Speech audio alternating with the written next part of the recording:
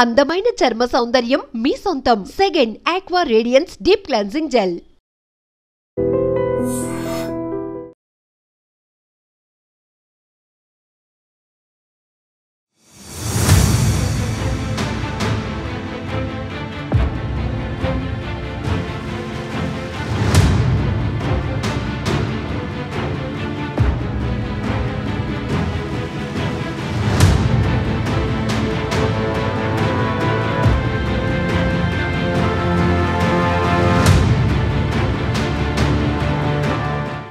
Welcome to ITM news.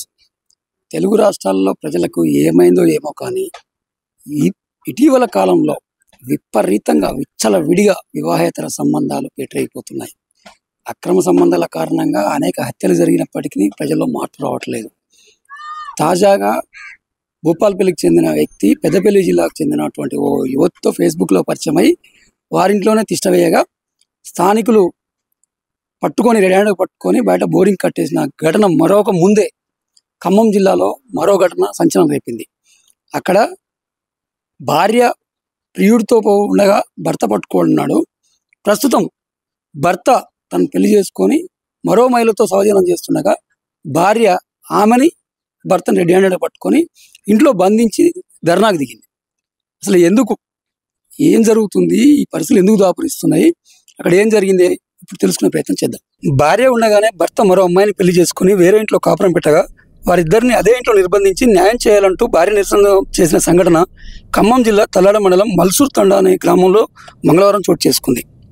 Malsoor తండాకు చెందిన భూక్య నాగేశ్వరరావు అనే వ్యక్తి 7 సంవత్సరాల క్రితం కొనిజర్ల మండలం రాజ్య తండాకు చెందిన గుగులోతు వాణిని వివాహం చేసుకున్నాడు. వారి ఇరువురికి ఒక కుమారుడు జన్మించాడు. వివాహ సమయంలో 10 లక్షల పైగా వరకట్నం తీసుకొని అనంతరం ఇంకా వరకట్నం కావాలని తనను తన కుమారుని పట్టించుకోకుండా వేధింపులకు గురి చేస్తున్నాడని బాధితురాలు వాపోతుంది. ఇదే విషయంపై కొనిజర్ల పోలీస్ స్టేషన్లో ఫిర్యాదు చేయడం జరిగిందని ఆమె తెలిపింది. ఆ గ్రామంలో పెద్ద మనుషుల సమక్షంలో పంచాయతీ నిర్వహించి కోర్టు ద్వారా న్యాయం చేయాలని ఆమె ఫిర్యాదు చేయడంతో నాగేశ్వరరావు ఆమెకు ఎలాంటి సహాయం చేయకుండా ఇబ్బందులకు గురి చేయడమే కాకుండా భార్యకు విడాకులు ఇవ్వకుండానే మరో యువతిని వివాహం చేసుకున్నాడని స్థానికులు తెలిపారు.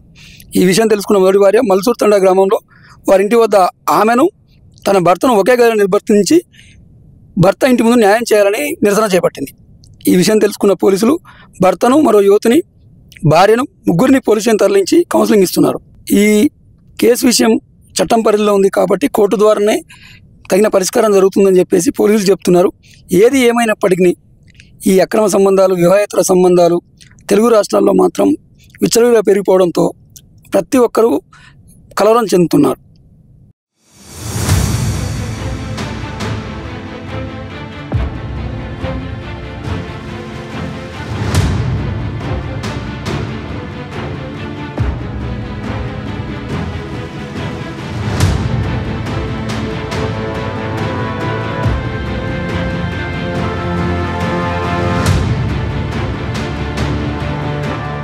మా చెల్లి వాణి ఇక్కడ పాయపూరి మల్సూర్ తండాలో భూక్య నాగేశ్వరరావు మా బావ, అతనికి 2017లో మ్యారేజ్ చేయించాం సార్. మ్యారేజ్ కొత్తలోనే మా సిస్టర్కి ఒక మాట చెప్పకూడదు సార్, ఆడవాళ్ళు దేవతగా భావిస్తాం. అయితే మా సిస్టర్కి స్టార్టింగ్లోనే నెలసరి అయితే మా అత్త, మా చెల్లి వాళ్ళ అత్త, మా బావ ఇద్దరు మా చెల్లిని రూమ్లో నుండి కాకుండా బయటకు విసిరేశారు సార్. నెలసరి అయితే 5 రోజుల పాటు బయట రేకుల మీదనే పడుకుంది సార్. వాళ్ళిద్దరు లోపల, మా సిస్టర్ బయట సార్. ఈ విధంగా అనేక విధంగా హింసించి, నీకు ఈ పెద్ద జుట్టు ఎందుకు, కట్ చేసుకోరాదు, అసలు అవసరమా నీకు, నువ్వు పొట్టిదానివి, నిన్ను అనవసరంగా నేను పెళ్లి చేపించాను అని అనేక రకాలుగా హింసించింది సార్. తర్వాత నువ్వు నాకు అవసరం లేదు, బాత్రూంలో పెట్టి కూడా కొట్టారు సార్. మా బావ బాత్రూంలో పెట్టి కొడితే మా అందరం పెద్ద మనుషులు తీసుకొచ్చి పెద్ద మనుషుల సమక్షంలో మాట్లాడాం సార్. మళ్ళీ ఇటువంటి జరగదు ఎందుకనే సర్ది చెప్పారు సార్. అయినా కూడా అంతే హెరాస్మెంట్ చేస్తున్నారు సార్. అంతే హెరాస్మెంట్ చేస్తుంటే బాబు ప్రెగ్నెన్సీ అందింది. ప్రెగ్నెన్సీ అందంగానే ఈ ప్రెగ్నెంట్ పడిపోవాలని నానా రకాలుగా ప్రయత్నించారు సార్. అయితే అవన్నీ మా సిస్టర్ తెలివి బారి మా ఇంటికి వచ్చింది. 5వ నెలలోనే వచ్చేసింది సార్. కొట్టి పంపించారు. తర్వాత 7వ నెల వచ్చేసరికి ఒక ఆయిల్ డబ్బా లాంటిది 2 తీసుకొచ్చారు సార్. ఈ ఆయిల్ డబ్బా తాగితే బాబు మంచిగా ఉంటారని చెప్పారు. అది మేము డాక్టర్ దగ్గర తీసుకెళ్తే ప్రెగ్నెంట్ వాళ్ళకి మేము పారాసిటమాల్ టాబ్లెట్ ఇవ్వం, ఇలాంటివి ఇస్తే ఆ పిండం ఏమవుతుందని చెప్పారు సార్. అప్పుడు కొనిజర్ల పోలీస్ స్టేషన్లో కంప్లైంట్ ఇచ్చాం సార్. ఆ కంప్లైంట్ ఇస్తే సరే ఇటువంటి గొడవ జరగకూడదు ఎందుకని ఇద్దరికి కౌన్సిలింగ్ చెప్పి పంపించారు సార్. అయితే మనకు సమత హాస్పిటల్లో డెలివరీ అయింది సార్. డెలివరీ అయినప్పుడు రాలేదు. మేము 3వ రోజు తర్వాత ఫోన్ చేస్తే వచ్చి హాస్పిటల్లో వచ్చి బాబుని అత్త ఈ బాబు మా కొడుకుకి సంబంధం లేదు, అసలు అతని పోలికలే లేవు అని గొడవ పెట్టుకొని వచ్చేసింది సార్. అయితే సర్లే అని మేము వదిలేసాం. 21వ రోజు వరకు మా ఇంటి దగ్గర రాలేదు సార్. 21 ఫంక్షన్ చేస్తున్నామని ఇంటి దగ్గర పిలిపిస్తే 21వ రోజు వచ్చి అదేవిధంగా డైరెక్ట్గా వచ్చి మీరు ఎంత ఇచ్చారు, మీ కట్నం మీకు ఇచ్చేస్తాను, నాకు అవసరం లేదు, ఆ బాబుకి మాకు ఎటువంటి సంబంధం లేదని ఆ రోజు కూడా పెట్టి వచ్చేసారు సార్. అయితే మేము తట్టుకోలేక మహిళా పోలీస్ స్టేషన్కి వెళ్ళి అతని మీద 498 DVCMC కేసు ఫైల్ అయింది సార్. అయితే ఈ ఇటీవల కాలంలో 10 నెలల క్రితం వివాహం చేసుకున్నానని తెలిసింది సార్. జూలూరుపాడు మండలం గంగారాం తండ, అమ్మాయి పేరు ధరావత్ ఐశ్వర్య, ధరావత్ రాంబాయిల అమ్మాయి సార్. చంద్రుతండ లంకల వాగు గుడిలోనే ముత్యాలమ్మ గుడిలో వివాహం చేసుకున్నారు సార్. ఈ విషయం మాకు తర్వాత 5 నెలల తర్వాత తెలిసింది. వీళ్ళు బయట తిరుగుతున్నారు సార్. అయితే మేము కొణిజర్ల పోలీస్ స్టేషన్లో కంప్లైంట్ ఇస్తే మీ దగ్గర ఏమైనా ప్రూఫ్లు ఉన్నాయంటే మా దగ్గర ఎటువంటి ప్రూఫ్లు లేదు సార్, ఈ సమాచారం ఉంది అని చెప్తే వాళ్ళని కూడా పిలిపించారు. నేను ఎటువంటి పెళ్లి చేసుకోలేదు అని చెప్పుకొచ్చారు సార్. అయితే మీరు పెళ్లి చేసుకోకపోతే మా సిస్టర్ వెళ్తానని చెప్పింది సార్, నేను కాపురానికి వస్తాను. అయితే నాకు అవసరం లేదు, నేను పెళ్లి చేసుకోలేదు, నువ్వు నాకు అవసరం లేదని చెప్పేశారు సార్. అక్కడ కూడా గొడవపడి రిటర్న్ వచ్చేసారు సార్. అయితే మాకు ఇక్కడ ఉన్నారని తెలిసింది సార్. ఉన్నారని తెలిసి రెడ్ హ్యాండెడ్గా పట్టుకుందామని వచ్చాను సార్. వాళ్ళిద్దరు లోపలే ఉన్నారు. ఇది సమాజంలో ఆడపిల్లలు ఉండొద్దు, పుట్టొద్దు అని ఎందుకు అనుకుంటున్నారంటే సార్, వాళ్ళని పెంచి పోషించే స్తోమత లేక కాదు సార్, ఇలాంటి దుర్మార్గుల చేతిలో ఎలా బలైపోతున్నారనే ఉద్దేశంతో ఆడపిల్లల్ని కనొద్దంటున్నారు నాకు ఇప్పుడు అనిపిస్తుంది సార్. ఒక్క చెల్లి సార్, ఎంతో గౌరవంగా పెంచి ఇంత కట్నం ఇచ్చి అతనికి కాపురం చెడిపోవాలని ఏనాడు కూడా ఆశించలేదు సార్. తన అత్త, తన భర్త, ఆడపడుచు భర్త వాళ్ళు కూడా వచ్చి నువ్వు ఇంతే కట్నం తెచ్చావు కదా ఏంది అని అనేక రకాలుగా హింసించారు సార్. మాకు వాళ్ళు ఎందు విచారించి మాకు తగిన న్యాయం చేయాలని కోరుకుంటున్నాను సార్. నా పేరు గుక్యా వాణి సార్. నాకు పాయపురి విలేజ్లో నాకు మ్యారేజ్ చేశారు సార్, హిందూ మ్యారేజ్గా చేశారు సార్. అయితే కొంతకాలానికి నన్ను మానసికంగా ఏదించారు సార్. నువ్వు నాకు నచ్చలేదు, నువ్వు నాకు అవసరం లేదని నన్ను మానసికంగా మా అత్తయ్య, మా ఆయన, నా మరిది, నా ఆడపడుచు భర్త వాళ్ళందరూ నన్ను ఏదించారు సార్. నువ్వు నాకు అవసరం లేదు, నన్ను బాగా జుట్టు పట్టుకొని కూడా కొట్టారు సార్. నువ్వు జుట్టు కట్టు చేసుకో, మాకు ఎందుకు, నా అవసరం లేదు, నువ్వు అసలే నాకు నచ్చలేదని మానసికంగా ఏదించారు సార్. అయితే నేను కడుపులో ఉన్నప్పుడు ఏదో పాలలో టాబ్లెట్ కలిపి ప్రెగ్నెన్సీ పోవాలని ప్రయత్నించారు సార్. అయితే నేను తాగలేదని మా అమ్మ వాళ్ళ ఇంటికాడ మా ఆయన వదిలేసి వెళ్ళిపోయింది సార్. అప్పటి నుంచి తీసుకెళ్తానంటే రాలేదు సార్ అసలే. అయితే పెద్ద మనసు సమక్షంలోనే సరే ఇప్పటి నుంచి మేము ఏం చెప్పమని తీసుకెళ్లారు సార్. అప్పుడు కూడా 5 నెలల్లో కడుపు ఉన్నప్పుడు ఏదో గమ్ము డబ్బా మా ఆయన బలవంతం చేసింది సార్ తాగమని. అందరికీ కేకలు ఎంచినా ఎవరు రాలేదు సార్. అప్పుడు కూడా పంచాయతీ జరిగింది 2 సార్లు. పంచాయతీలో కూడా ఏం మాట్లాడదు, సరే ఇప్పటి నుంచి చూసుకుంటామని అంటున్నారు సార్. ఇప్పుడు 7 నెలల కడుపులో ఉన్నప్పుడు నన్ను మా అమ్మ వాళ్ళ ఇంటికాడ పంపేశారు సార్ డెలివరీకి. అయితే డెలివరీకి మళ్ళీ మా ఆయన ఒక పురుగుల మందు 2 డబ్బాలు తెచ్చిస్తారు, నన్ను బలవంతం చేసినాడు తాగమని. నేను తాగనని మా అమ్మ నాన్నలకి కేకలు వేసాను సార్. అయితే వచ్చేసరికి ఆ మందుల డబ్బాలు గుంజుకున్నారు సార్. బాబు డెలివరీ అయింది సార్. పిలిపించాం, ఉయ్యాలలో వేసినప్పుడు పిలిపిస్తే వచ్చారు సార్, వచ్చి వెళ్ళిపోయారు. అప్పటి నుంచి కూడా సరే బాబు 3 నెలలైంది కదా, బాబుని తీసుకెళ్ళమని మా పెద్ద మనుషులు కూడా చెప్పారు సార్. అయితే రాలేదు, మేము రాము, మాకు అవసరం లేదు అని చెప్పి వెళ్ళిపోయారు సార్. రాలేదని నేను 498 DVCMC కేసు కోర్టులో వేసాను సార్. ఆయన కూడా నా మీద ఇడాకులు కేసు వేసిండు సార్ ఇప్పుడు ఒక 6 నెలల క్రితం. అయితే కోర్టు కేసు ఏమీ కాకుండానే ఇంకో మ్యారేజ్ చేసుకున్నాడు సార్. అమ్మాయి చేసుకున్న పేరు ధరావత్ ఐశ్వర్య, జూలూరుపాడు గంగారం తండ. వాళ్ళ అమ్మ నాన్న పేరు ధరావత్ రాంబాయి సార్. ఆమెను పెళ్లి చేసుకున్నారు.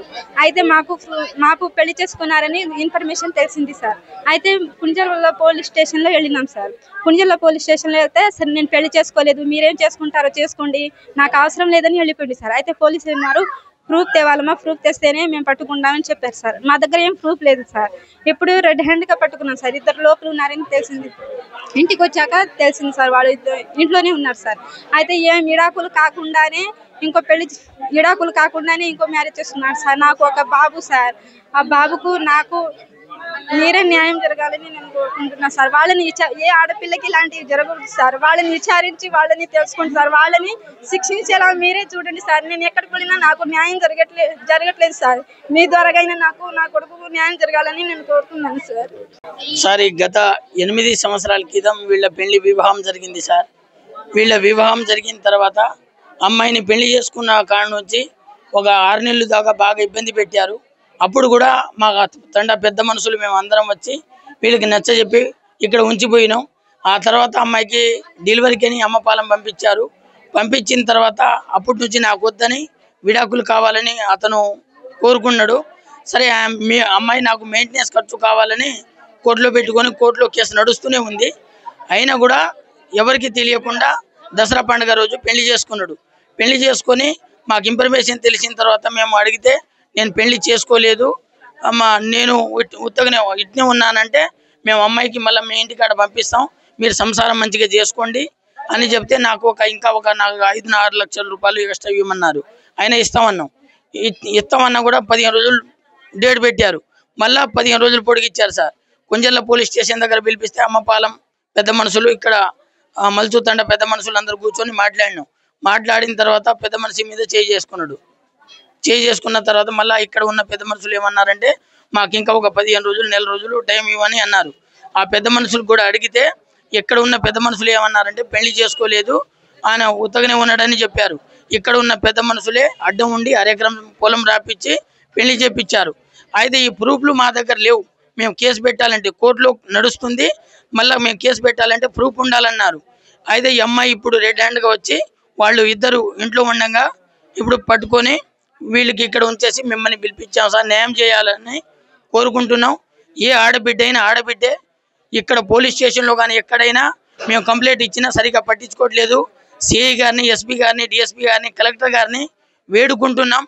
ఇలాంటి ఆడబిడ్డకి ఇంకో ఆడబిడ్డకి అయితే అన్యాయం జరగకుండా న్యాయం చేస్తారని కోరుకుంటూ ఆశిస్తున్నాం సార్.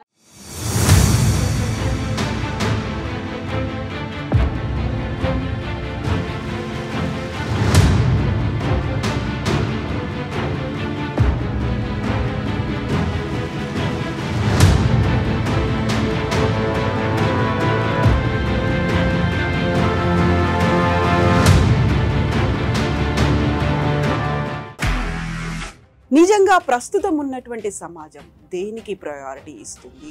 ఆర్థిక సంబంధాల చుట్టూ మాత్రమే తిరుగుతోంది. మళ్ళీ ఎన్నికలంగానే చాలా విరక్తి కలుగుతాం. మంచి అనిపిస్తుంది కదా, లేడీస్ కూడా ఛాలెంజింగ్ జాబ్స్ చేసినప్పుడు చాలా బాగుంటది. ట్రాఫిక్ అసిస్టెంట్స్ గా నియమించిన ట్రాన్స్జెండర్స్ అందరితో సాల్యూట్ చేయించుకుంటున్నారు. ఫుడ్ డెలివరీ ఇవ్వటానికి వెళ్ళినటువంటి డెలివరీ బాయ్ అనిల్ పై కళ్ళ ముందు